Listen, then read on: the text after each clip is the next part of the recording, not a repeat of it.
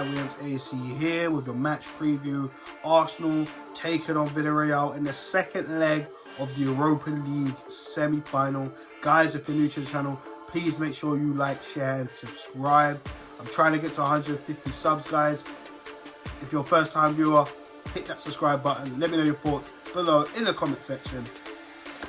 Right, let's start off, of course, a little bit talking about the first leg. Now, all I'm going to say is to Mikel Arteta, do not start Smith Rowe force line, because we all saw what happened. Smith Rowe pretty much just ran around, didn't really get to do much.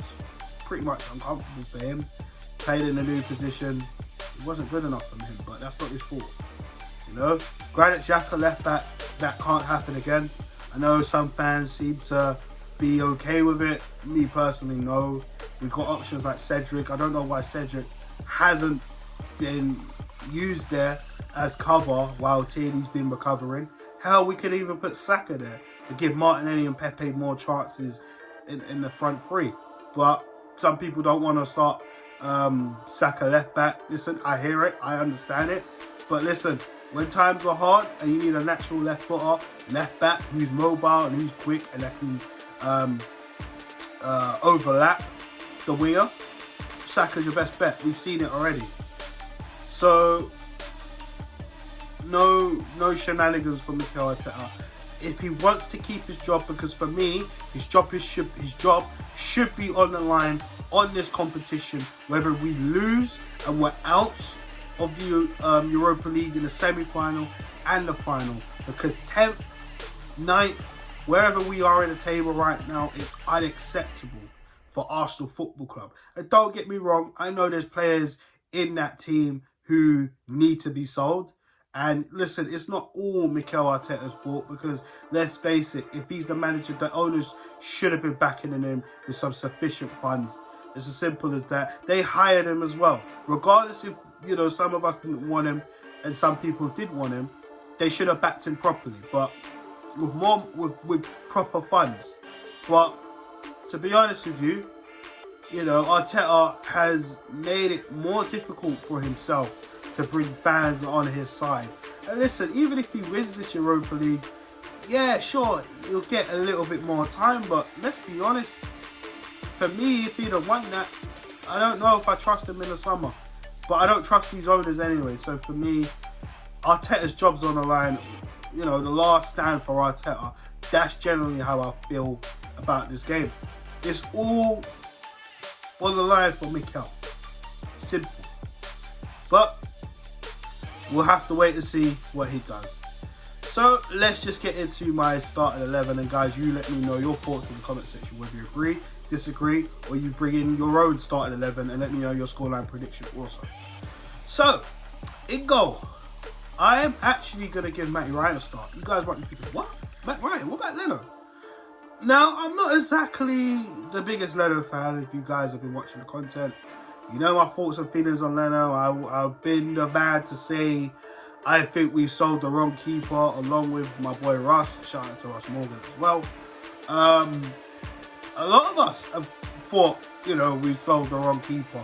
And yes, you know, Aston Villa are behind us in the table. Although Emi Martinez has been a better goalkeeper overall. Yes, Leno saved us. He's made some great saves in the past, but it's not been consistent. And this is the thing with Leno, he drives me up the wall. He did keep us in the leg. I will say this, he did keep us in this tie with that fantastic save in the second half, where it could have just been curtains for Arsenal. But I just have my doubts about Leno. I really do. But for me, Matty Ryan starts. You guys might think I'm crazy. Let me know in the comment section. Right back position, I'm giving it to Cedric. Listen, Chambers for me, he's done okay right back, but we need a little bit more pace up there. You know what I mean? I've been an advocate for Chambers a bit. Not saying, oh, we should keep him long term, this, that, and the third. I just think he can be utilised differently. You know, he's a centre back player, right back. Let's be real. We need to improve on these players. I do know that. I do know Chambers needs to be improved on. However, Chambers has done more than what Bellerin can do. Let's be real. You know. So for me, the right backs this season should have been competing against, and I know Chambers has been on the treatment table a lot. He's only just come back after a long-term injury, but it should have been between him and Cedric. Bellerin's done nothing. We've seen Bellerin too many times. We've seen Chambers too many times, but when Chambers has played in a right back position, he's looked better than Bellerin. The only thing he lacks is pace. That is it. But for me, I think he needs to come out the side, and I think Cedric should be given a go. That's just my personal opinion. We haven't seen Cedric for a while. We haven't seen Cedric start a game in a while, so I don't understand what's going on. He's not injured. We know that. So, I don't know. So, Cedric, right back for me. Centre backs. Now, we heard that Luiz, Lacazette, Tierney, they all should be in contention for this game. David Luiz comes straight back in because, listen, that performance he did against Newcastle, we've been missing that. We have been missing those long balls from him from the back. Now, we know David Luiz is a bit hot and cold and inconsistent, but to be fair to him, this season he hasn't actually done that bad. And the rumours are we're more than likely not going to extend his contract at the end of the season. Personally, I'm fine with that, and I'm kind of glad because we kind of need to look at guys like Mavropanos and Saliba, or go out there and get a commanding leader in defence, because Saliba's still young, Gabriel's still young, you know what I mean? Mary's okay a bit. I'm not a fan of Rob Holding. Mavropanos, we don't know. We've heard he's had a decent season at Stuttgart as well. We know Saliba's getting the numbers up. But again, some of these centre-backs are still young. Plus, we've got centre-backs in the youth academy as well. We don't know what we're going to do with our centre-backs. But this game, Luiz and Gabriel, it's as simple as that for me. Left back Tierney comes back. He comes right back in. We can rest him against West Brom if need be, okay? But, West Brom, we can play Saka there if we need to. Cedric can play there. We play Chambers right back. That's what we can do against West Brom. But Tierney comes back. Left back, Kieran Tierney. In the middle, Xhaka where he belongs, in that midfield. Not left back, in that midfield. Him and Partey, a better partnership at this current Arsenal midfield. That is what we got right now. That is the best to offer. No, I'm not a fan of Granit Xhaka. Yes, I would like to replace Granit Xhaka. But when you look at the realistics right now, Partey and Granit Xhaka, that's the best we've got to offer right now.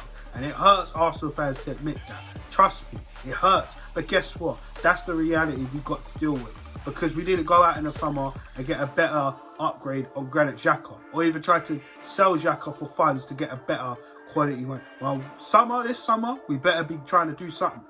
But we'll talk about that near towards the time of the transfer window and see how many links are. Because again, we're linked to Basuma, but let's just get back into the video instead of me just rambling. So in midfield, Partey, Xhaka, that's that. The three in front, Saka comes back in. I think it's going to be tough between Pepe, Martinelli. I mean, Pepe played his skin against Villarreal, and of course he didn't start against Newcastle.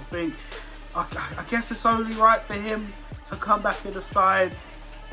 In the middle, I think it's got to be Martin Odegaard. Do you know what I mean? So, I don't want to do Martinelli dirty like that. I think he will come on and he will cause a little bit of a madness, Gabriel Martinelli. But I feel, maybe we should give Pepe a go because he did do well against Villarreal in the first leg. Saka, we know his creativity can help us as well, just as end product. I hope he's been working on that too.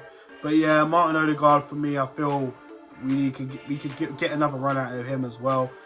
Listen, no problems with Smith Rowe. I just feel like we've got to give Odegaard a little go.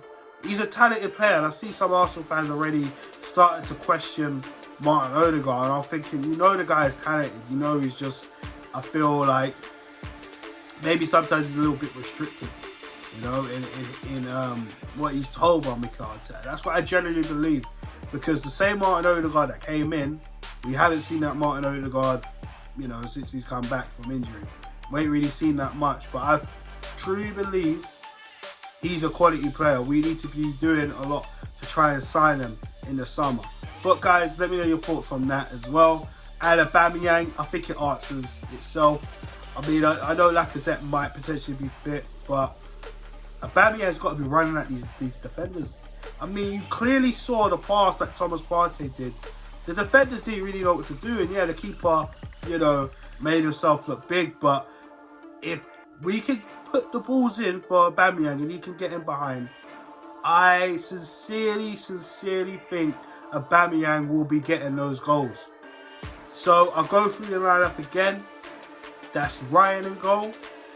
That's Cedric right back. The centre backs in Luiz and Gabriel, left back Tierney. Two in the middle of the pivot are Partey and Xhaka. The front three in Pepe, Saka, Odegaard, and Aubameyang up top. Now again, it was hard to leave out Gabriel Martinelli, because trust me, he's one of the players that I absolutely love watching. But I feel, you know, if need be in the second half, he can come on and he could do something. Trust me, he has that Sanchez-esque thing about him, where he could do something out of nothing. You know what I mean? But I felt Pepe, he done well against them. Saka, we kind of need him a lot. You know what I'm saying? We rely on Saka. Let's face it, our youngsters will be getting us out of trouble this season. So it's hard to pick between Saka and Pepe, to be honest with you guys. You know? So for me, I'm not confident, but I believe we can turn this around. They can be got at, you know, using the right players and putting them in the right positions. Because if we don't, and we see Xhaka left back, it could be a very long night for us. But we know this manager, we know Unai Emery well. You know, he does things that you have to question. I mean, in terms of like the first leg, when you're 2-0 up, but you're looking to show it up already by bringing on a defensive midfielder at half-time. Not really sure if that was the smartest move for Unai Emery, but if anything, it allowed us to get back in the game. So, with that being said, I'm going to go for a 2-0 win for Arsenal, and we go through to meet, more than likely, Manchester United in the final. That is it, guys. I'm going to get out of here. I hope you guys enjoyed this video. And if you're new, guys, please make sure you like, share, subscribe. Of course, if you're subscribers, smash that like button. I want to hear from everybody who has checked this video out. Let me know your thoughts below in the comment section. Your starting the lineup, if you agree with my lineup or not. Your thoughts on this game coming up. Whether you think we're going to win or we're going to lose, your predicted scoreline. Tell me everything. I'd love to hear it, guys. On that note, guys, have a good evening. And Arsenal, it's a big one. And Arteta, it's literally the last stand for you. Win, you're through to the final. Lose, you're out. Have a good evening.